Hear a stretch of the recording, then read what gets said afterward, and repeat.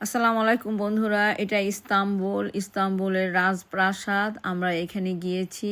রাজপ্রাসাদের ভিতরে ছবি তোলা যায় না, কথা বলা যায় না, তারপর আমরা অনেক কষ্ট করে একটু ভিডিও করেছি আপনাদের জন্য। আপনারা একটু দেখেন, আশা করি আপনাদের ভালো লাগবে।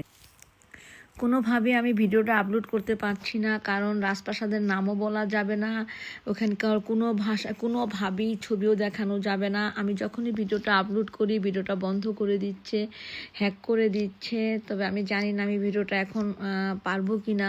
যদি না পারি বন্ধুরা, আই এম সরি, আমি আপনাদেরকে এটা আর দেখাইতে পারলাম না। তবে এখন আমি চেষ্টা করতেছি, ইনশাআল্লাহ পারবো মনে হয়, দেখি কি হয়।